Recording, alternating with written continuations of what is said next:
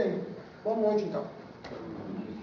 Então, como o Joel já trouxe a baila, quero falar sobre um tema que está aqui exposto e que vem de um fruto de uma experiência que eu tive há pouquíssimo tempo e que eu estou vivendo ainda. Aí eu comecei a ver que essa experiência não é apenas minha, uma experiência que a gente compartilha. E começou com um texto que eu li na Zero Hora. O título dessa parte aí é um texto que eu li na Zero Hora, do Túlio Milman, que fala justamente sobre famílias doentes. E a questão toda estava pautada no caso do menino Bernardo, ali em Três Passos, né? Que as pessoas começaram a participar desse processo todo, até hoje estão envolvidas neste caso, aqueles que acham os pais horríveis, aquele que acha a madrasta horrível, aquele que julga as autoridades, aquele que julga os vizinhos, aquele que não culpa ninguém, apenas participam dessa ciranda, dessa bola de neve em que todo mundo ficou envolto. E o Túlio, ele falou algo muito interessante, pelo menos para aquilo que eu estava julgando quando estava lendo o jornal, que as famílias ficam doentes, né? Que a gente participa, nós temos sempre o olhar de que o doente é o outro. Que o doente é a pessoa, que a doença é uma coisa física, palpável. Que uma pessoa com câncer é fácil você identificar. Obviamente, depois de ter esse diagnóstico, é fácil, ou pelo menos deveria ser, você procurar o tratamento e a cura.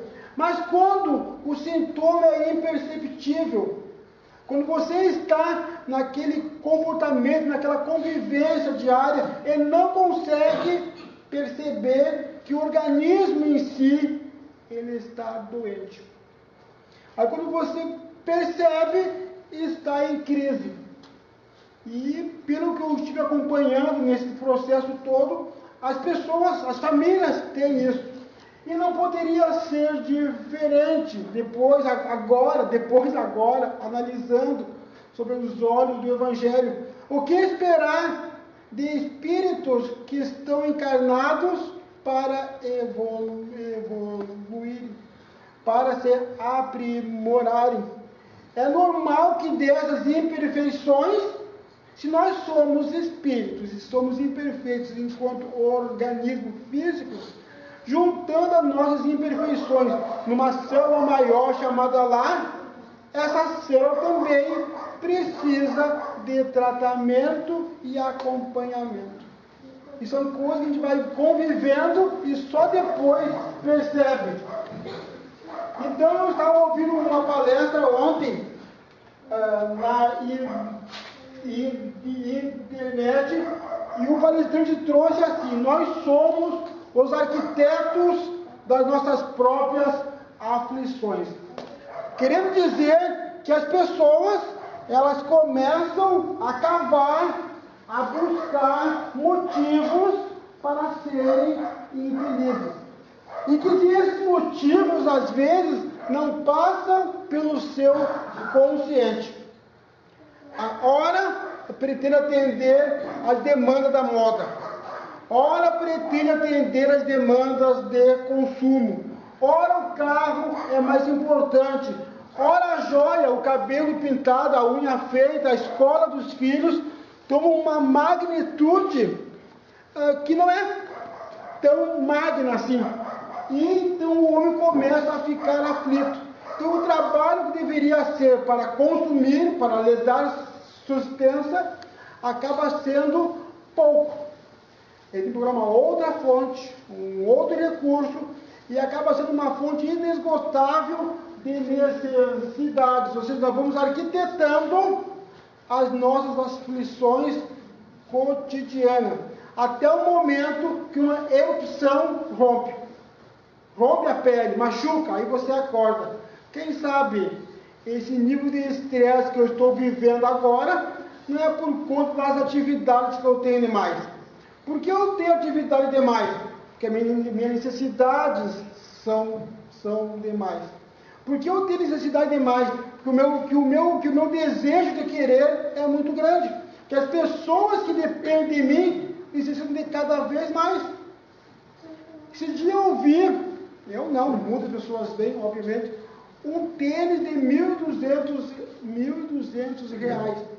E fiquei imaginando, eu não compraria esse tênis, mas vi a vitrine cheia de pessoas babando, né, degustando aquele tênis. Um tênis, né, é um tênis. Um tênis de R$1.200 é um tênis muito bom, com certeza. Mas quem sabe um outro de R$200 supra tanto quanto aquele. Mas aquele não tem o emblema tal, não tem a marca tal. Então fica o filho, né, num processo obsessivo contra os pais. Eu preciso desse tênis. Até que para o jovem, essa identificação com a marca tem um outro significado. Não é o tênis em si, é a marca. Então, a gente percebe que o pai que ganha R$600 ao mês, um salário mínimo, um tênis de R$1.200 é 2 vezes o salário seu. Mas se ele não ficar atento, ele vai se afligir por não conseguir dar para o filho aquilo que ele quer. Ah, por que ele está sofrendo? Quem sabe o pai dele não pôde lhe suprir quando era a sua vez. Tem uma N fatores, questões kármicas, questões de dependência com o outro, questões de educação. Então o fato é que as famílias são organismos vivos. Se são organismos vivos, com certeza podem ficar doentes. Da mesma forma que você pode ficar doentes, também podem ficar curadas. Mas quem já ficou doente aqui? Eu não preciso levantar as mãos, que eu sei que todos já ficaram doentes. Não preciso expressar, eu já conheço aí. O mecanismo de cura é muito dolorido, porque requer certas exigências, certos comportamentos nossos. Seria pior se nós soubéssemos que nós não precisássemos ficar doentes. Nós escolhêssemos as nossas doenças ou não ficar doentes. Então eu pesquisei na questão da psicologia algumas funções que a família deverá ter. Primeiro, a primeira grande função de um grupo familiar é gerar o afeto entre os membros desta própria família. E quando você fala família aqui, não está mais pensando na família tradicional, o pai, a mãe e os filhos desse casamento. É bem como a sociedade está vendo agora. A relação de pessoas que coabitam o mesmo teto, com um vínculo parental ou não, mas estando no mesmo teto, dividindo aflições e preocupações, então torna-se um clã, uma família. Então a primeira função desse clã é as funções de afeto. As pessoas que estão nesse clã necessitam se sentirem amadas. Mas amadas em qual sentido? De serem paparicadas sempre, ou amadas no sentido assim, aonde houver uma necessidade, eu sei que lá é o meu porto seguro. Então, uma da primeira função da família chama-se gerar o afeto entre os seus membros. Depois, proporcionar a segurança e a aceitação pessoal. Essa segurança vem justamente daquela primeira frase que eu disse. É um ponto de referência que eu tenho para onde voltar. Os pais, eu vivi isso depois que eu fui pai, obviamente, têm a pretensão em querer dar o melhor de si para os seus filhos. E achar que a sua educação é uma referência. E há uma frustração muito grande quando você dá o melhor que você tem e chega em determinado caminho, o filho opta por um caminho diferente do teu. Aí tu diz, mas será que tudo aquilo que eu fiz, que eu estou fazendo, não tem eco? Por que ele escolheu o caminho errado? E eu lembrei então das referências religiosas que meu pai me dava, ou dão pra gente.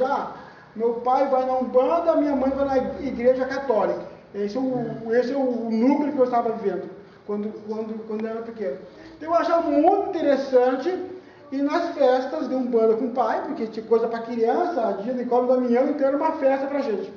E na Romaria de Fátima, a gente vinha para comer cuca, tinha aquele mese ali, que também ia, para nós era motivo de festa. Quando eu tive que optar por uma crença, eu não fui nem bandista, e nem católico. Mas eu tinha uma referência de religião para ir. Então, a função da família é proporcionar essa segurança, ou seja, de dar para o indivíduo uma referência de onde ele voltar quando ele necessitar. Se eu conseguir perceber que meu filho, ou aquele que estão comigo, não precisa compartilhar do mesmo pensar meu, mas que eu possa ter essa referência positiva, que eu estou cumprindo uma das funções da família, que é proporcionar segurança e proporcionar que a pessoa possa se aceitar exatamente como ela é.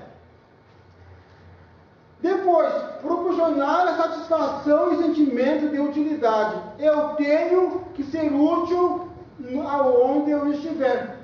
Então, o primeiro conselho que se dá para uma família é que os membros tenham uma atividade sob sua responsabilidade.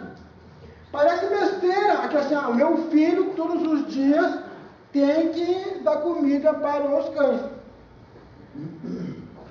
É a função dele, ele tem que entender que aquela função ali é de benefício para todos.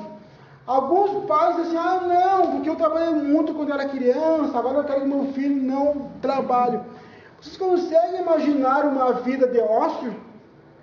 É o que acontece quando o integrante da família não tem nada para fazer.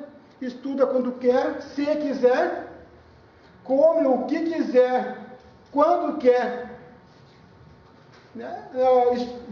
Sai a hora que quer, volta a hora que quer, acaba sendo uma pessoa inútil.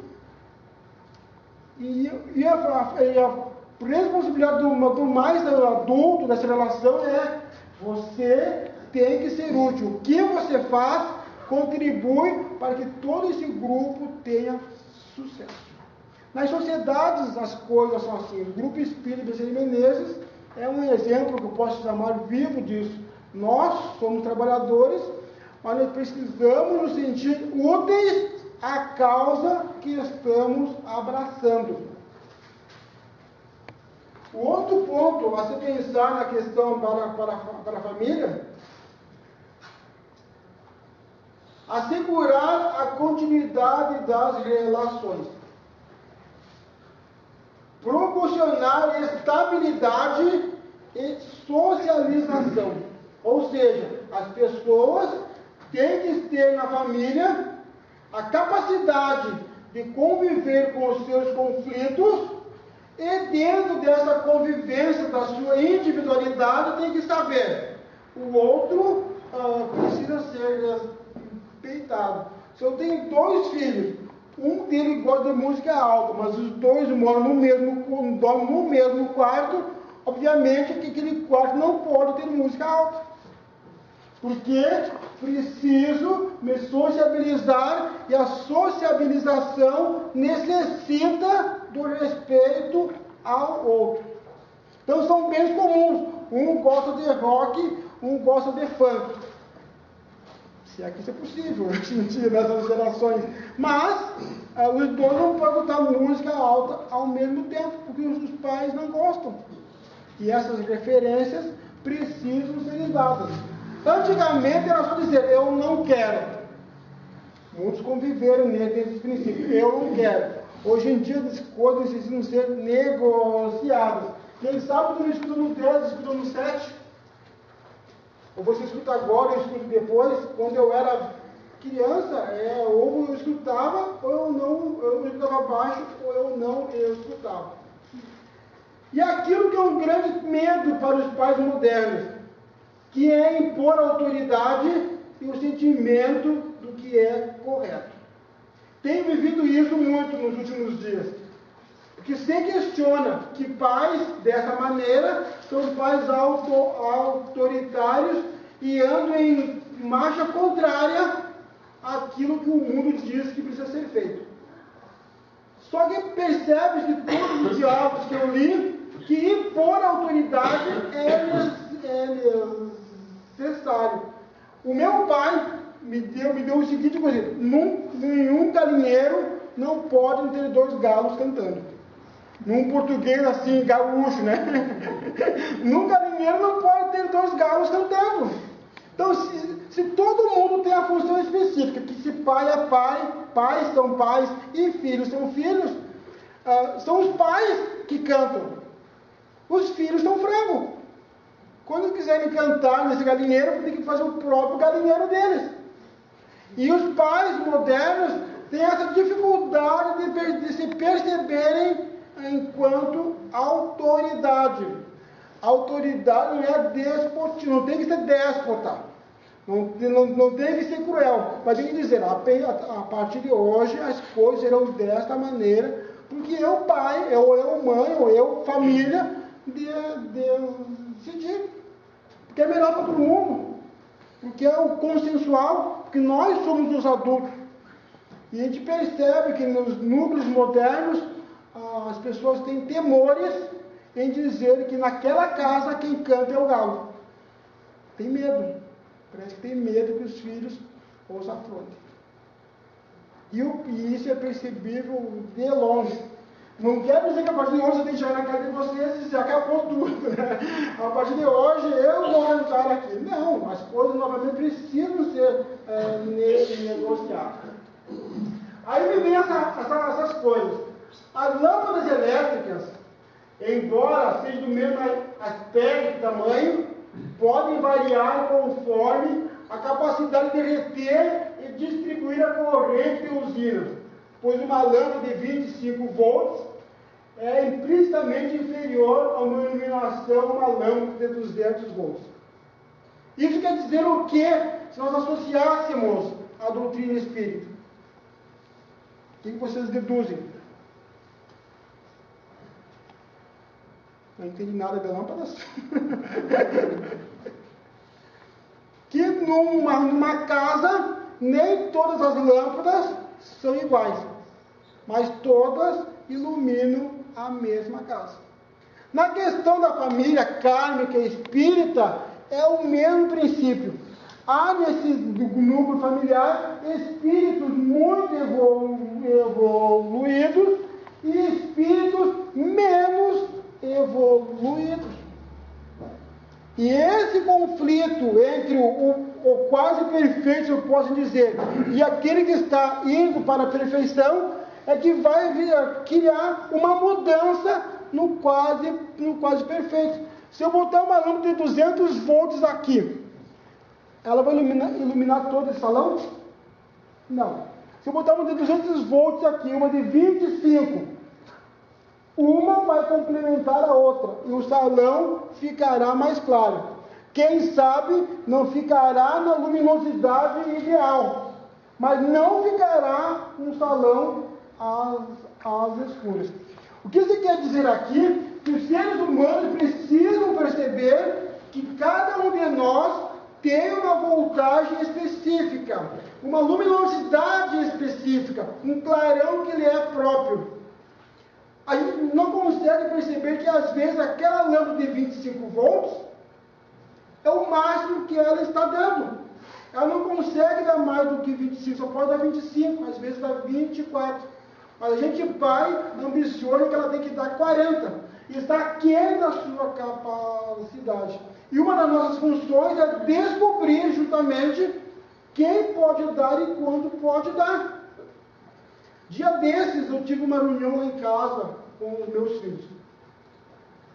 E eles estavam numa briga porque um consegue tirar nota 9 e o outro consegue tirar só nota 5.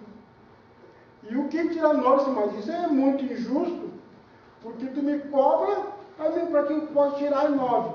E o outro tira só 5 e você não faz nada. Eu disse, são capacidades diferentes.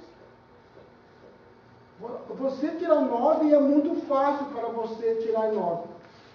Para o teu irmão, tirar 5 é o máximo que ele pode fazer. Em compensação, o teu irmão faz um arroz que você não consegue fazer. E mesmo assim eu como aquela pedra quando você faz. Então nós temos que entender que as pessoas têm potencialidades diferentes. E o adulto desse núcleo precisa perceber quais são as reais capacidades de cada um. E, como diz as coisas modernas, explorar essas capacidades, para que toda a sala fique iluminada, bem iluminada, com as 2, 3, 4 lâmpadas que existem ali.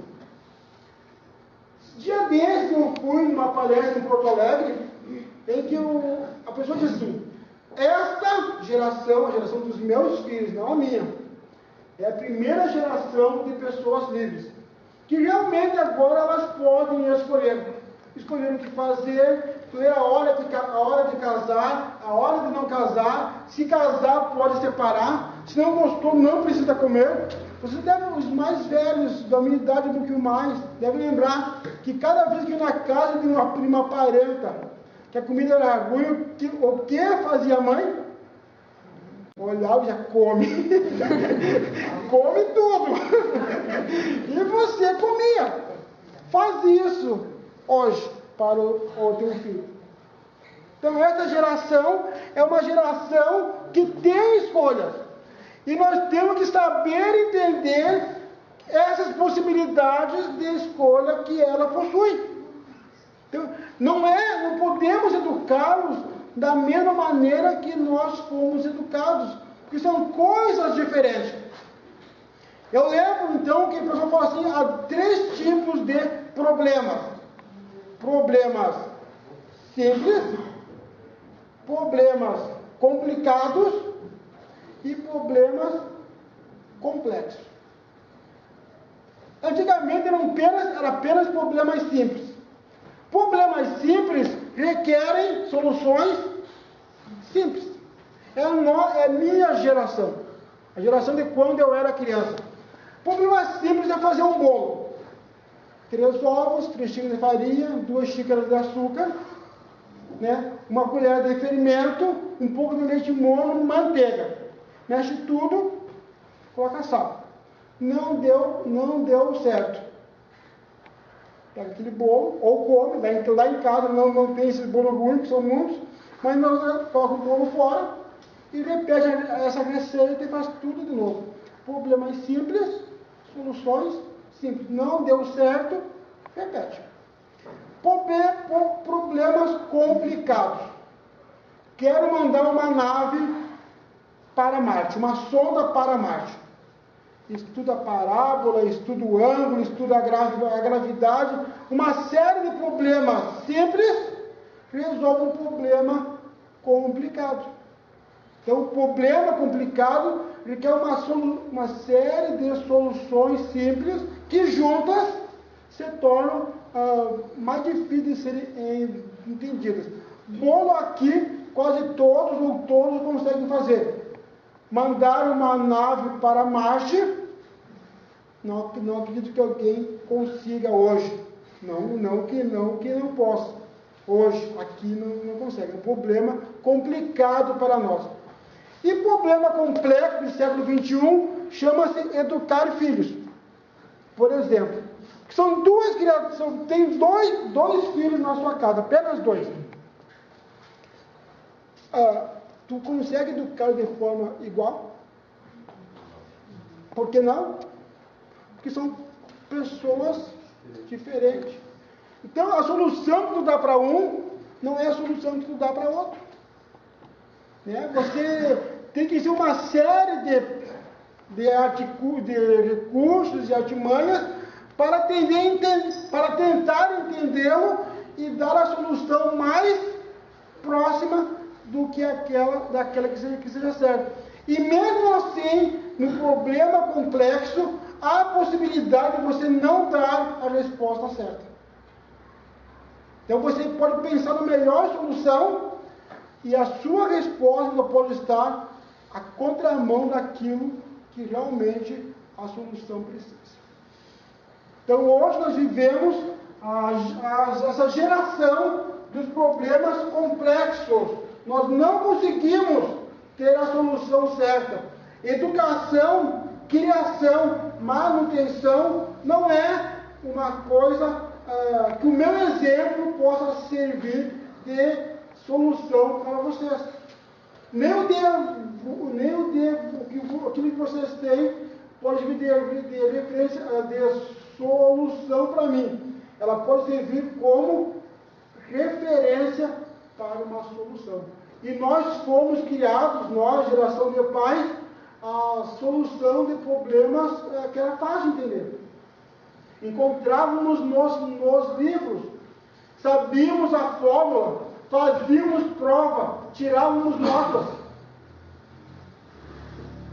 E hoje só tirar as notas e fazermos as provas não tem mais suprido as nossas necessidades de resposta. Que muitos ingredientes passaram a compor esse bolo para se fazer. A questão espírita, a questão das drogas, a questão desse consumo, a questão do shopping, a questão dessa segurança toda. Então diz Waldorf, no livro Pedagogia Waldorf, os valores institucionalizados que as escolas adotam são predominantemente de natureza quantitativa. As escolas apresentam aos alunos um mundo onde tudo é mensurável, inclusive os seres humanos e as suas fantasias. A escola se propõe a dividir o conhecimento em blocos e os apresenta como algo fabricado em escala internacional. Isso quer dizer o que especificamente? Que ao trabalharmos com pessoas, nós não podemos vê-la como tem um corpo doente, é um coração doente, é um braço doente, é o conjunto todo doente. Então nós temos que ver o ser humano como uma criatura integral. Se ela tiver um problema no seu pé, ela vai ter problema de locomoção, de trabalho, de sentimento, de dor, de visão, de uma série de coisas. Então nós temos que ver o ser humano hoje como uma criatura complexa. Se eu trouxer o obsediado, por exemplo, à casa espírita, eu posso tratá-lo espiritualmente, mas eu não posso deixar de mandá-lo ao médico. Nem de lhe dar nem dizer não tome o comprimido que o médico lhe deu. Só a água fluidificada não vai dar resultado. É água fluidificada com risperidona. Aquele que usa a risperidona. É água fluidificada com paracetamol. É água fluidificada, o paracetamol e a conversa, a visita dos amigos. É tudo isso, mais olhar os cadernos dos filhos. Então, essa complexitude das coisas, nós precisamos ficar atentos. E é isso que o Lance, ele propõe, que nós começamos a olhar o outro como um ser humano mais complexo. Aí tem algumas questões que vale a pena a gente pensar. Enquanto criaturas humanas, nós queremos ter os nossos espaços específicos. E há uma falha aonde? Quando nós permitimos que o outro ocupe um espaço que é nosso. Isso é muito apropriado nas relações desse clã chamado família. Estamos voltando, apesar de sermos assim, família homoafetiva, família com ausência de pai, família com ausência de mãe, filhos criados com, se a criança são mais filhos, netos criados com os avós, como se fossem filhos. Nós temos dentro desse conjunto a representação de um papel. Então, se eu sou o adulto dessa relação, eu tenho que representar o papel de adulto. Eu tenho que ser o adulto. E segunda-feira, nós discutimos isso no grupo de estudo que nós estávamos. Os seres humanos, eles têm que adotar inúmeras posturas no seu dia a dia para manter a sua sobrevivência.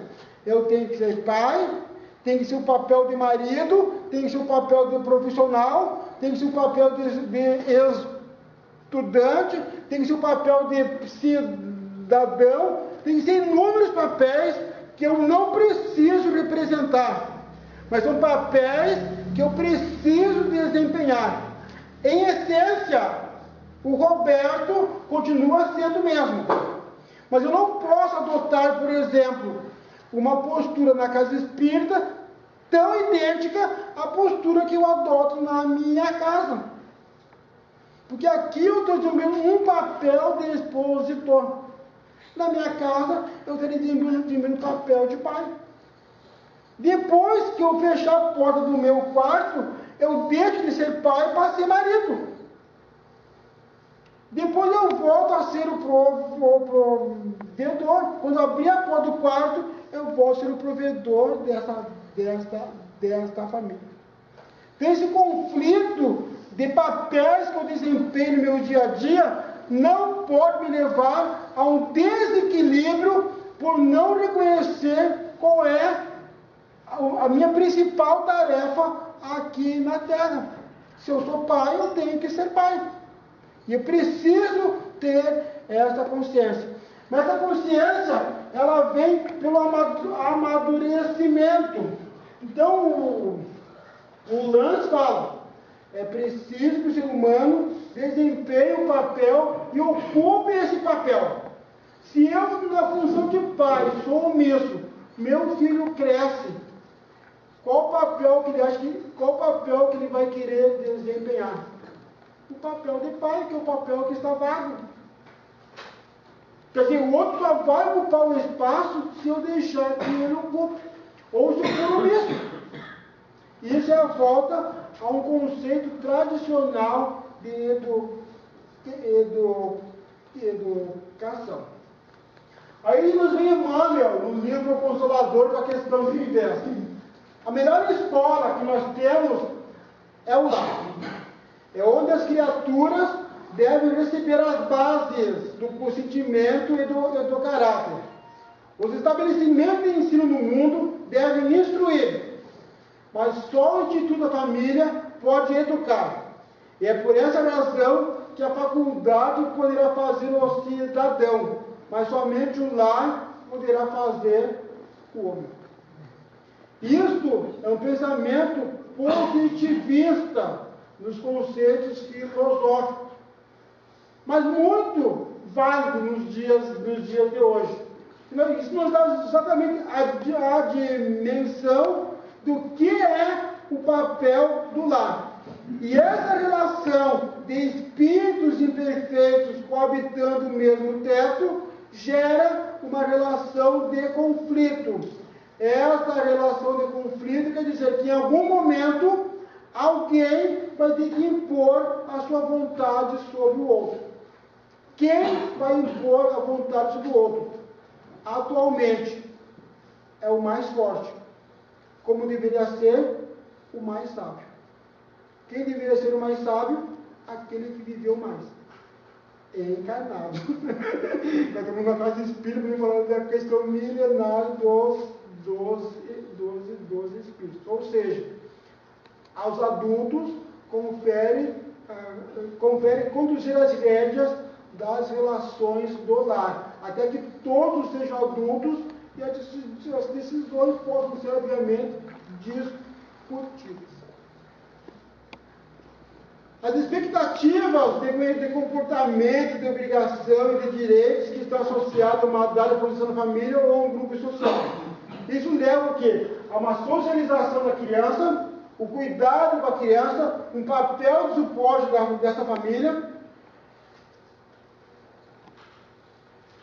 o papel de encarregado dos assuntos domésticos, o papel de manutenção dessas relações, papéis sexuais, papéis terapêuticos e papéis recreativos. Ou seja, dentro do conceito de família, nós temos que ver todos esses papéis aqui. Nós temos que nos vestir dessas roupas para que o conjunto possa ter êxito. E mais do que isso, nós temos que dar referência para aqueles que estão conosco consigam desenvolver as suas habilidades sozinhos. Quem sabe se é essa a grande dificuldade em educar hoje. É dar a referência para que o outro possa crescer. Os nossos pais, o meu pai, pelo menos da minha idade, tinham problemas simples. A solução era muito simples. Educar o filho era dar comida, dar roupa e mandar para a escola. Se eu era feliz, se eu era traumatizado, se eu sofria bullying na escola, se eu era feio, se eu era bonito, se eu era bem comprido, o problema é simples. Comida, roupa, casa, escola. E os seres humanos viviam. Depois eles ficaram mais complicados. Comida, roupa, casa, escola, não é somente isso. Precisamos de televisão, de rádio, computadores. Agora vem então para as relações mais complicadas. Com o computador vem o Facebook, vem o WhatsApp, vem a internet. Li esses dias numa pesquisa. Tem internet no Brasil há quanto tempo? Alguém saberia dizer? Já faz mais de uma década, né? 1% dos acessos à internet hoje não estão vinculados a sexo. Agora que os seres humanos estão começando a usar a internet como uma rede social. A grande parte dos acessos à internet tem um vínculo sexual. Por isso que é tanto pedofilia, prostituição, desregramento, vídeo pornô. Mas por que isso existe? Porque tem alguém que vai lá e olha. Não parece óbvio? Se ninguém fosse ver, não teria tantos acessos. Ou seja, as máquinas só refletem aquilo que as pessoas buscam. O culpado é o computador, é o 4G Velox, né? Não é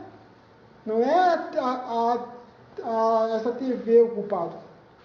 O culpado é importante que a gente começou a transferir para a matéria, nos distanciando da nossa própria essência. Isso aí não é um puxão de orelhas, porque nós estamos imersos, eu estou imerso nessa mesma nuvem cibernética em que muitos de vocês estão. Hoje em dia tem pessoas que não conseguem conviver de ver aquele celular o tempo todo, clicando, apertando. A minha filha não consegue falar os problemas dela conosco. Não consegue, é tímida, ou tem dificuldade para nos falar os problemas dela. E tinha 1.071 amigos no Facebook. Como não consegue falar com quem está todo dia contigo ali, ombreando? É mesa, é quarto, é banheiro, é pátio, dividindo coisas. Tu não tem como falar os problemas teus conosco. E tem 1.071 amigos. Não acho que está havendo um equívoco, um desvirtuamento, um desregramento, uma coisa perdida? E eu não me considero que eu sou um pai vigilante. Eu Eu não como moça fácil. Mesmo assim, eu fui pego de surpresa com alguns eventos que aconteceram. E fico pensando, e aqueles que não são vigilantes? Aqueles que estão desatentos? E as famílias que não fazem refeições à mesa? E os pais que não olham os cadernos dos filhos? E quando os filhos saem e voltam, depois meu filho está usando droga, meu Deus! Ele sempre esteve sozinho. Meu Deus, se não usasse. Aí realmente seria meu Deus. Eu percebi nesse contexto, eu até comentei com o pessoal lá em casa, é quase impossível pais irem para o umbral. De tudo que eles vão sofrendo no dia a dia, as provas que eles vão passando no dia a dia, os jogos de cintura para ser feito, só se Deus for injusto para mandar a gente para o umbral. E como Deus não é injusto, logo não vamos para o umbral. Mas não esqueçam que o pai de hoje foi o filho de ontem, tá? Só para poder lembrar.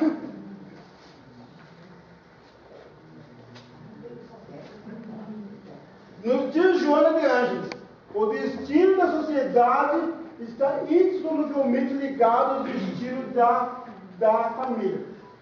Pois a família constitui a base, o alicerce, onde se inicia a experiência da fraternidade universal. E como diz uma passagem bíblica, só para a gente poder encerrar o assunto de hoje, que possamos pensar, existe um tempo certo para cada coisa, momento oportuno para cada propósito debaixo do sol. Tempo de nascer, tempo de morrer, tempo de plantar e tempo de colher. Que saibamos preparar essa seara, que saibamos escolher as boas sementes, e que as sementes possam multiplicar 30, 50, 100 grãos por cada semente. Mas não podemos esquecer que para plantar é necessário que o agricultor se doe trabalho e doe suor. E as relações com as pessoas é uma plantação. A cada vez que nós plantamos, um dia teremos que fazer esta colheita.